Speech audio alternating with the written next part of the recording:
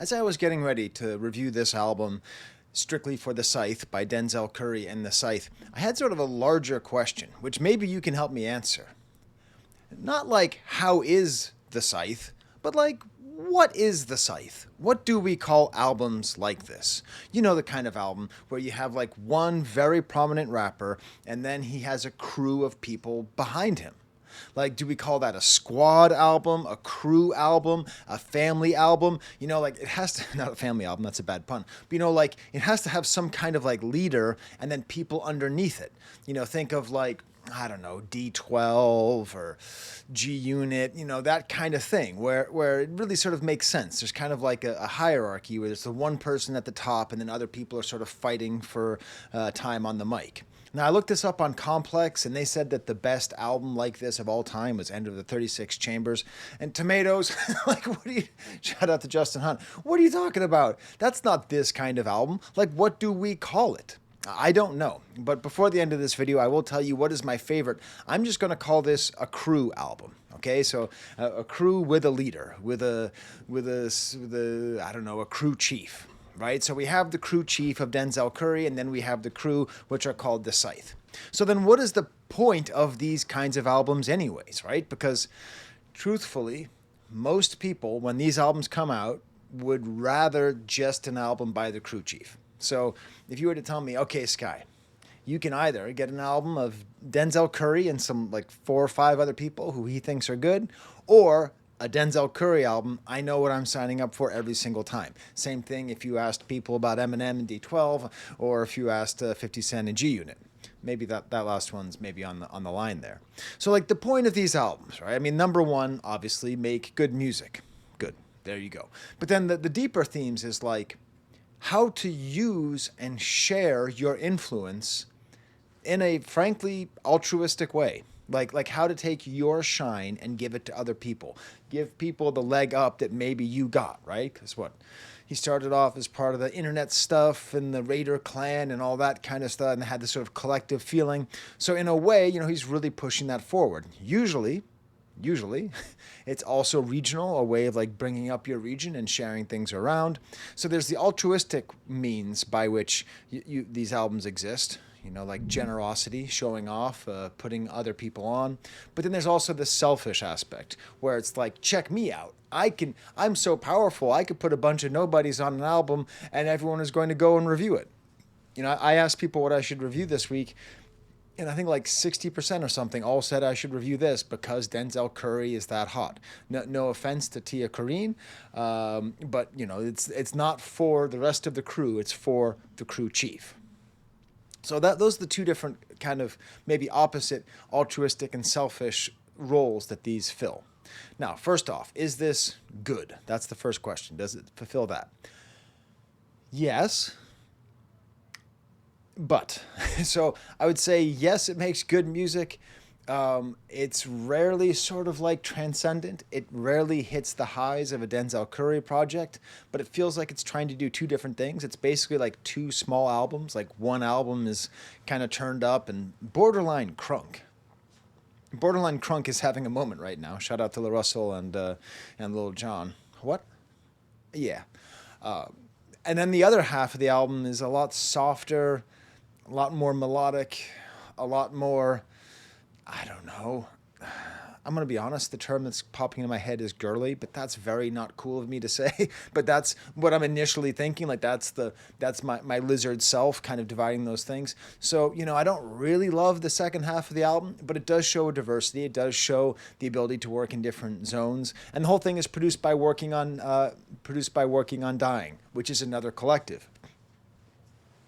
So from a philosophical standpoint, I am really down with this album because we have a collective and a collective working together to put out a collective album. I think too often we get wrapped up in the idea of the single solitary genius, which is okay and is good. And obviously I'm a big Kanye fan, so I'm all about that. Although of course he has a huge crew of people helping him. But like in general, we tend, especially in America, to prioritize individual success over collective success. And this album is absolutely collective success.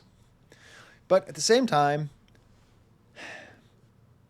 you know, none of these guys and none of these ladies are Denzel Curry. right? And that's no insult. No member of D12, in my opinion, is an Eminem, and no one in I don't really like 50 Cent that much, so I don't know. Those guys are fine. Um, not a single rapper in the Bad Boy stable is as good as Puff Daddy. Just gonna take a sip of my coffee after saying that. Pudding. So like Denzel Curry, the way I think about it, you see behind me over here, I own his last 2 albums on vinyl. And let me think of other artists who I own their last 2 projects on vinyl. We have Makami. That's it. That's it. Like artists who get me so excited, I run out and get their last 2 projects, get their last projects. I mean, this is a Friday night artist. Denzel Curry is absolutely in the top, tippy top echelon of rappers right now, right? He's at least in the same tier as Jid, and I would argue he is making a case, or he was making a case, to be up there with Kendrick as well, all right? That he is that level of just super excited MC. And I love the project, and I'm happy it exists, but I'm not going to buy it on vinyl. I'm not going to drop $40 on it, probably. I don't know. Which reminds me, I told you I was going to tell you my favorite Crew album of all time. And this is one which I might be putting you up on. You might not know this. The question is, who is the Squidod? Flipmode. Flipmode is the Squidod. Now you'll see right there, it says promotional use only. I apologize to whatever record label came out with this. Someone gave this to me, I think, from the college radio station at Wheaton, Massachusetts. So I didn't even buy this album. And you might not even know who Flipmode is. You probably do, because there was a member of Flipmode later who went on to be MF Doom. But I'm talking not MF Doom, sorry, Rock Marciano, right? I'm not even talking about that. I'm talking about before that. I'm talking about this album from like 98. It's Busta Rhymes' squad. And for whatever reason, this album is just filled front to back with absolute bangers and great rappers with lots of variation between their voices. All right? You got Busta Rhymes, obviously, who's always fun, always good, super talented. You have Rampage, who's sort of like the most kind of straight down the line rapper. You got Lord Have Mercy, who has the deepest rapping voice of all time. And every time you hear him rap, you're just like, oh my God, I got to hear Lord Have Mercy. Spliff Star, who's maybe the most anonymous, but still quite good. You got a Baby Sham, and then Rod Digga. Probably the most overlooked female MC of the 90s. Just an absolutely great MC. So, this to me is the gold standard of the Crew albums. Now listen, is it as good as a normal Busta Rhymes album? Well, yeah, because Busta Rhymes albums are really inconsistent. He is a great all-time rapper, but his albums usually are pretty filled with a fair number of skips. But I really feel like this is the gold standard that every rapper should be moving towards, should be aiming, because each one of these rappers complements Busta Rhymes. Busta Rhymes is able to show himself. He's able to shine. And the thing that this album does really well, that is the thing that bothers me the most about the Scythe, is every single rapper on this album,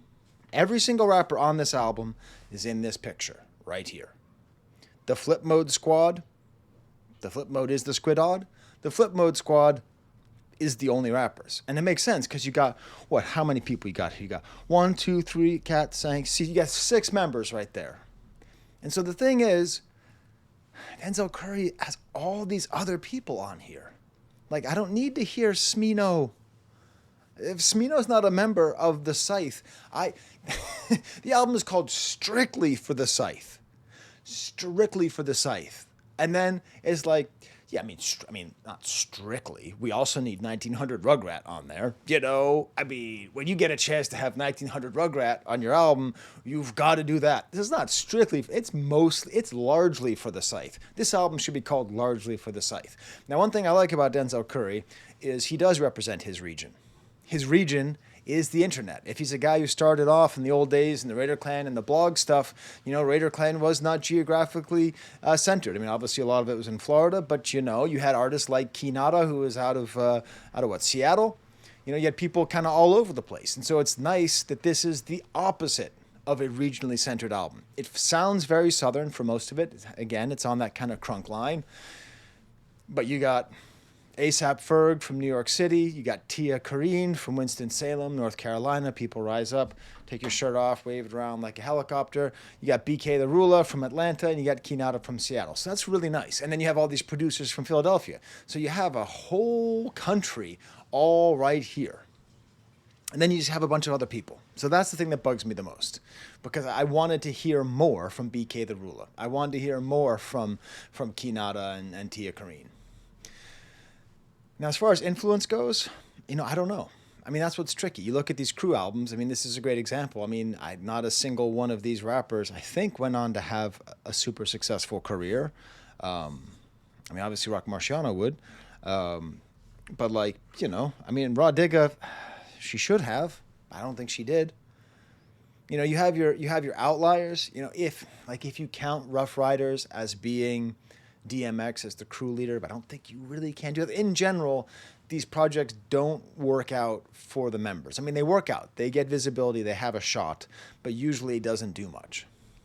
I will say that, I am one of the great Lil Yachty defenders. It turns out that's my thing now. So everyone can come at me. I think Lil Yachty is a great artist who's going to do great things. He's also a pain in the ass who says a bunch of out-of-pocket stuff. But I think people are treating him like hip-hop would be better without him, and hip-hop is way better with him. And I think he's going to keep proving that over and over. But the Concrete Boys, his Posse album, that maybe shows kind of how not to do it. This album, I think, is flattered by that comparison. So let's start off. I apologize. There's the sound of a laundry machine behind me. We're doing laundry. It's Sunday morning here. My kids are upstairs. They're running around. What do you think of this video? Smash like, bucket, subscribe. You tell me, what should we call these collectives? You tell me AVAA, that stands for awesome videos always. You tell me what is your favorite crew album? Who's your favorite member of the Flipmode squad?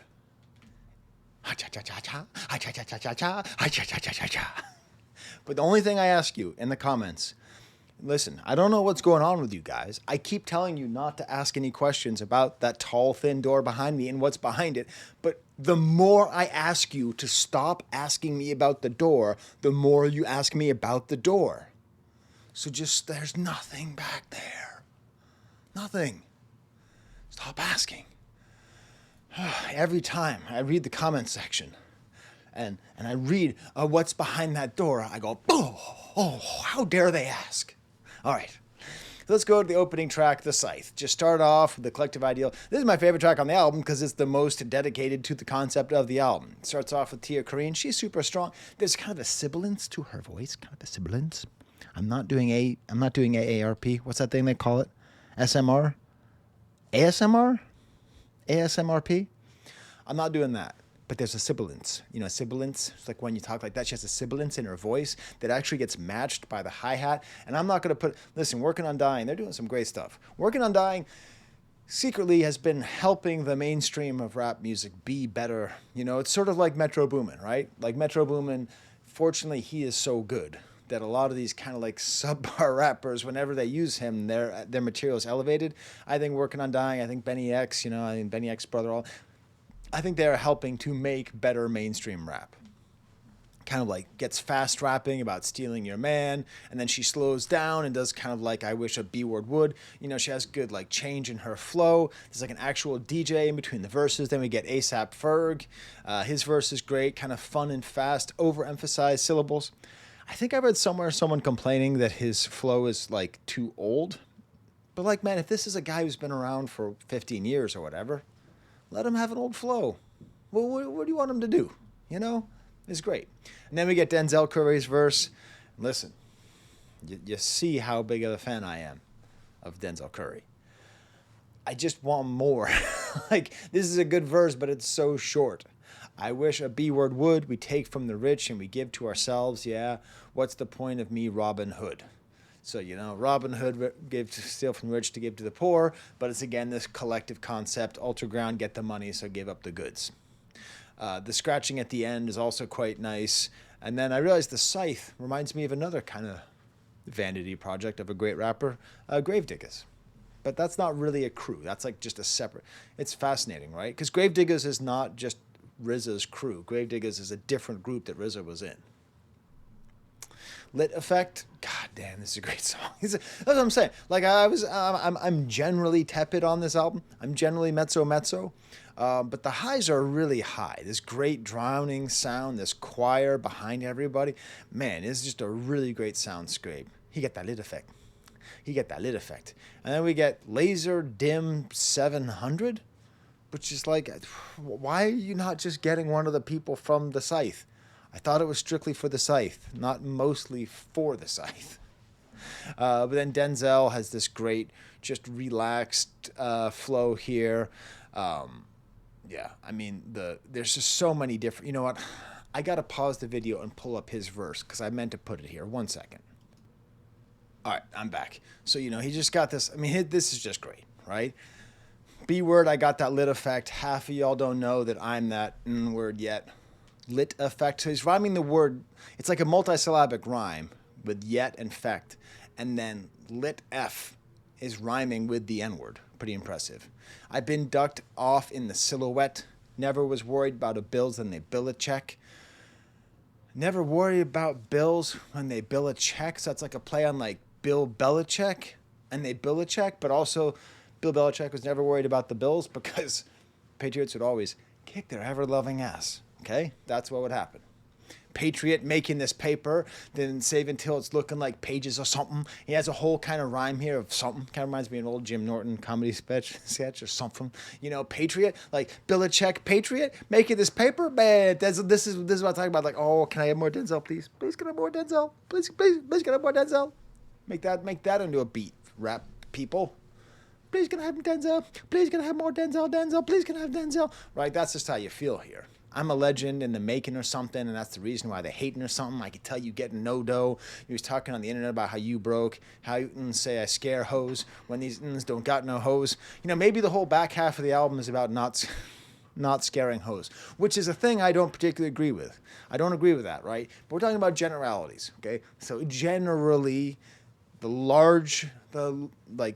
majority of female rap fans tend to like music that might be softer than the sounds that the majority of men like in rap music. That's not 100%. We're talking 51% to 49%. Okay? That's all we know. All right? Hit him with the fee-fi-fo-fum, buddy. I'm a big stepper. You're a bum. If try me, Red Rum. And I love this because I've been thinking about like the Red Rum beat by London on the Track for 21 Savage, even though everyone's clowning on 21 Savage right now because that guy has more robots than Cogs. I improvised that joke, and I need to take a second. He has more robots than Cogswell Cogs. Okay? I am an artist. Okay. But I think that Red Rum beat is like one of the most influential beats. I think like Red Rum and Fiend are like the two defining beats of our decade so far as like influence goes. So I like that because this actually has kind of that grandiose Red Rum feel to it. Get your money up before you go to war because everybody want to talk because they can't afford it. Pay attention. Someone move in, get a leg up, thinking I'm Captain Morgan. My brother used to teach elementary school, and apparently there's a thing that male teachers sometimes do where they'll put the one leg up, like Captain Morgan style. Like teachers that do that, it's what you call, is that a green flag? No. Is that a yellow flag? No, that's a red flag. That's a red flag. Yeah. If you're trying to flash your dick silhouette to teenagers, you might have a problem. Where am I today, huh? Peep the weakness in the game and exploit it. The most fortunate is highly avoided. Your perception about it destroyed it. When I look at you, I see unemployment. Just awesome. Just awesome, And that's the thing. Like, it's the same way. Even if you don't like the rest of Flipmode Squad, Busta Rhymes is so good on here that the whole thing is worth a listen. And a whole bunch, right? This great cinematic strings that's like Hans Zimmer breakdown. And then there was guitar the whole time, and it was good. Then we get to Phony. Working again with Juicy J, who was on Kingdom of Mischievous South 2. Kind of an LA soundscape here, and like the harps come behind Juicy J when he's rapping. A great verse from him, and all about spinning like a laundromat. And I'm in a laundromat right now, which is what I call my basement. And then we get Kinata, who's a member of the group for the first time in the album. Super strong, very fast. And then just this great energy from Denzel. Oh my God. And it ends off with this whole idea of who they are. They ain't us, or they're not us. And I like that because it feels like it's a flip on they not like us, but a little bit different. Then we get to Mut That Be. Mut That Be. I mean, it's the whole thing. Like, you get so turned up. You get so turned up by this album. Absolutely you do. It's great. I mean, man, the first half of this album. Mut That Be. Mut That Be. Right? It's awesome. This chanting on the 2 and 4, 1, 2, 3, 4. Huh. Huh. It should be a hit. It's awesome. I personally, as a 48-year-old suburban white guy, I don't know what the words "mut that b" mean. What does it mean? I know that "b" is short for the B word, which I don't use out of respect to, 51% of the human population. I'm really into 51 today, 6'7". But like, I don't know what it means to "mut that b." I don't know. As soon as I get in my bag, I'm gonna "mut that b." Just Denzel's totally on it. 1900 Rugrat. Actually, I really like his verse here. I make beans, I don't make friends. Which is funny. The chorus is I make beans, I don't make friends. And this whole album is like a super friends. They're just all friends together. Then it ends with Kinata, same kind of like choppy triplet flow. It's great. The sound effects, the money machine, and the shell case. I do want to say though, rappers, if you want to rap about how rich you are, people who are really rich, they don't use money counters. Like, people who are really rich never see their money. That's the truth. People who are really rich don't ever see cash. But I get it. It's tied into the street and all that, and gangsters and all that. I know, and it sounds cool. But like, rich is like calling your accountant. Neil. Yeah, I'm gonna need like 3. I'm gonna need 3 large. Great, thanks. Like, that's right there. That's rich. Then we get to the second part of the album, which I like less, but it's still good. Hoopty, kind of a party vibe here. Denzel also kind of disappears on this back half. Maybe he is not as comfortable in this register. It feels that way. But then Tia Crean is great. I love her aggravating flow. I like her approach. I think she has great wordplay. She's talked about like, anyway, Freddie Gibbs. And we get Smino, who I don't like. I mean, I don't know. He's fine. I don't know. He's fine. Kind of a funny voice. Sounds like, I don't know, be like Kirby. She's going to eat me up. And then we get You Ain't Gotta Lie, the party vibe. You know what it is? That's what it is. This album has 2 kinds of parties. The first party is turned up and it's wild. The second party is like, some ladies were hanging around and talking and kind of moving on to the next phase of the night. Says a guy who hasn't been to a real party since Bush 2. Not Bush 1. This has kind of a Chainsmokers vibe, but I like the Chainsmokers. This is Benny X. Denzel's chorus is weird. I pull them bands out real quick. I pull up my pants and then stick. Okay. And then stick? So you pull your pants up? Are you saying stick like gun or stick like penis? How do you pull your pants up and then stick? And we get 454, another guy who's not in the Scythe, largely about the Scythe. That's what the album should be called. He's good. I don't know. And then Lil Tyler, another guy, very small voice, more rapping about women trying to fillet him or wanting them to fillet him. I think he's the guy. Maybe someone else is. Talks about needing to get fellatio at 4 a.m. in the morning. Dude, just go to bed. Like, really. No one wants to. You want to 4 a.m.? Just go to bed.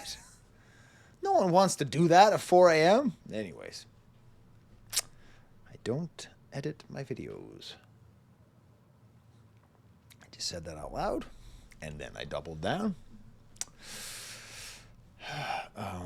What can I do? Nothing. I can talk about the song 10, featuring BK the Ruler. Now, this is weird, because, like, I looked it up, and this is a different song by BK the Ruler, and I don't quite get what's going on here, because she's doing a lot of like really aggressive misogynist, like, I get money and that's why I can F the bees. But, she's a woman. So, maybe it's a, whatever, lesbian thing, which is great. But it's, but the whole thing's based on her being tan. And like that just enters the zone of like colorism for me. And I don't, okay. I am lighter than this white towel. Okay, and as you hear the laundry behind, we keep our whites white in this house. Okay, we separate, all of our laundry, all that stuff. So, anyways, I don't really like the colorism. I really like Tia Green's verse, though. Hold up, swaggy T, baby, that be me. I be going ham, egg, and cheese. I like it over this breezy beat, breezy piano, some more scratch. The album ends with Up, kind of a slow beat, nice rolling bass. And then we get Rich the Kid. And I just, man, oh, he's the guy. He's the guy who's up at 4 a.m. But I'm going to stop talking about that. But just go to bed, dude. Just go to bed. You're going to walk around asking, excuse me, are you... No, could you get up for a second? Okay. Doors are butterflies. They go up, up, up.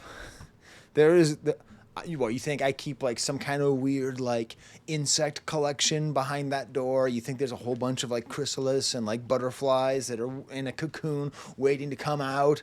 There's nothing like that back there. And the fact that you think there could be is a sign that you're a little goo. Then we get Sad Boy and Denzel, the chorus here. I don't know. I like A$AP Ferg again here and the nice outro, but the second half of the album kind of loses me, even though I like the thing in general. So there you go. What are your thoughts? What do we call this kind of album? What is your favorite Crew album? Do you know Flipmode is the Squid Odd? And have you ever heard Lord Have Mercy? Because, man, that guy is a good rapper with the craziest voice, maybe of the 90s. Until next time, there's the camera.